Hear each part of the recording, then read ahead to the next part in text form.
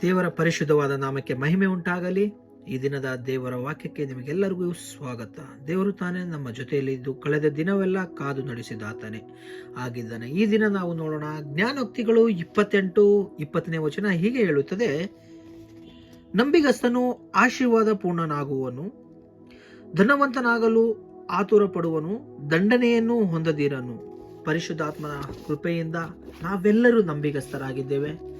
ದೇವರ ವಾಕ್ಯದಲ್ಲಿ ನಾವು ಐಶ್ವರ್ಯವಂತರಾಗಲು ನಾವು ಆತುರ ಪಡ್ತೇವೆ. ಯಾಕೆಂದ್ರೆ ಒಬ್ಬ ನಂಬಿಗಸ್ತನು ಹುಡುಕುವುದು ಈ ಲೋಕದ ಅನೇಕ ಬಾರಿ ಅನ್ಕೊಳ್ತೀವಿ. ಕೆಲವರು ಈ ವಾಕ್ಯವನ್ನು ಬೋಧನೆ ಮಾಡುವಾಗ ಈ ವಾಕ್ಯವನ್ನು ತಿಳಿದುಕೊಂಡಾಗ ನಾವು ಲೌಕಿಕವಾಗಿ ಆಶೀರ್ವಾದ ಹೊಂದುತ್ತೇವೆ ಎಂಬುದಾಗಿ. ಲೌಕಿಕವಾಗಿ ಆಶೀರ್ವಾದ ಖಂಡಿತ ದೇವರು ನಮಗೆ ಆಲ್ರೆಡಿ ಮಾಡಿ ಇಟ್ಟಿದ್ದಾರೆ. ತಕ್ಕ ಸಮಯದಲ್ಲಿ ದೇವರು ನಮ್ಮನ್ನು ಅನುಗ್ರಹಿಸುತ್ತಾನೆ. ಆದರೆ ನಾವು ಯಾವುದರಲ್ಲಿ ಆತುರ ಪಡಬೇಕಂದರೆ ದೇವರನ್ನು ಅರಿತುಕೊಳ್ಳಲು ನಾವು ಆತುರ ಪಡಬೇಕಾಗುತ್ತೆ. ಪ್ರಿಯ ದೇವರ ಮಕ್ಕಳೇ, ದೇವರ ವಾಕ್ಯವು ಹೀಗೆ ಹೇಳುತ್ತದೆ: ನಂಬಿಗಸ್ತನು ಆಶೀರ್ವಾದ ಪೂರ್ಣನಾಗುವನು. ಸೊ ನಾವು ಯಾವುದರಲ್ಲಿ ನಂಬಿಗಸ್ತರಾಗಿರಬೇಕಂದರೆ ದೇವರ ವಾಕ್ಯದಲ್ಲಿ ನಾವು ನಂಬಿಗಸ್ತರಾಗಿರುವಾಗ ನಾವು ಖಂಡಿತವಾಗಿ ಆಶೀರ್ವಾದ ಪೂರ್ಣನಾಗ್ತೇವೆ.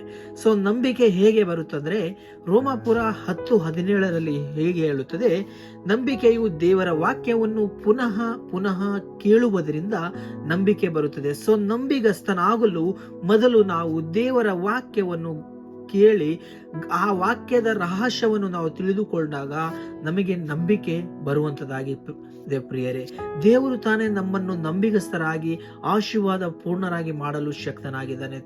ಪ್ರಿಯ ದೇವರೇ ಮಕ್ಕಳೇ, ಈ ವಾಕ್ಯವನ್ನು ನೀವು ಧ್ಯಾನಿಸುವಾಗ ದೇವರು ದೊಡ್ಡ ಕಾರ್ಯಗಳನ್ನು ನಮ್ಮ ಜೀವಿತದಲ್ಲಿ ಮಾಡುತ್ತಾರೆ. ಯಾಕೆಂದರೆ ದೇವರ ವಾಕ್ಯದಲ್ಲಿ ಸ್ಪಷ್ಟವಾಗಿ ಹೇಳಲ್ಪಟ್ಟಿದೆ: ನೀನು ನನ್ನಲ್ಲಿಯೂ ನನ್ನ ವಾಕ್ಯಗಳು ನಿನ್ನಲ್ಲಿ ನೆಲೆಗೊಳ್ಳುವುದಾದರೆ ನೀನು ಏನು ಬೇಡಿಕೊಂಡರೂ ಸಿಗುವಂತದಾಗಿದೆ.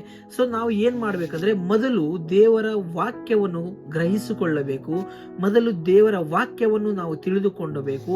ನಮ್ಮ ಹೃದಯ ಎಂಬ ಹಲಿಗೆಯ ಮೇಲೆ ದೇವರ ವಾಕ್ಯಗಳನ್ನು ಬರೆದಿಟ್ಟುಕೊಳ್ಳುವಾಗ ದೇವರು ತಾನೇ ನಮ್ಮ ಪರಿಸ್ಥಿತಿಗಳನ್ನು, ನಮ್ಮ ಜೀವಿತಗಳನ್ನು, ನಮ್ಮ ಆಲೋಚನೆಗಳನ್ನು, ನಮ್ಮ ನುಡಿಗಳನ್ನು ಬದಲಾಯಿಸಲು ಶಕ್ತನಾಗಿದ್ದಾನೆ. ಪ್ರಿಯರೇ, ಹೌದು, ನಾವು ಈ ಚಿಕ್ಕ ಒಂದು ಪ್ರಾರ್ಥನೆ ಮಾಡೋಣ.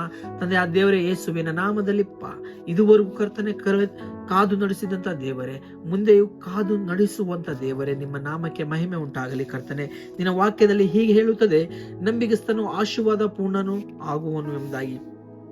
ದೇವರೇ, ನಾವು ನಂಬಿಕೆಯಿಂದ ಆಶೀರ್ವಾದ, ನಿನ್ನ ವಾಕ್ಯದ ಆಶೀರ್ವಾದ, ನಿನ್ನ ವಾಕ್ಯದಲ್ಲಿ ನಾವು ಕರ್ತನೆ ಐಶ್ವರ್ಯವಂತ ಆಗಲು ಕರ್ತನೆ ನೀನು ತಾನೇ ಕೃಪೆ ಮಾಡು. ಕರ್ತನೆ, ನೀನು ತಾನೇ ನಡೆಸಬೇಕಪ್ಪ.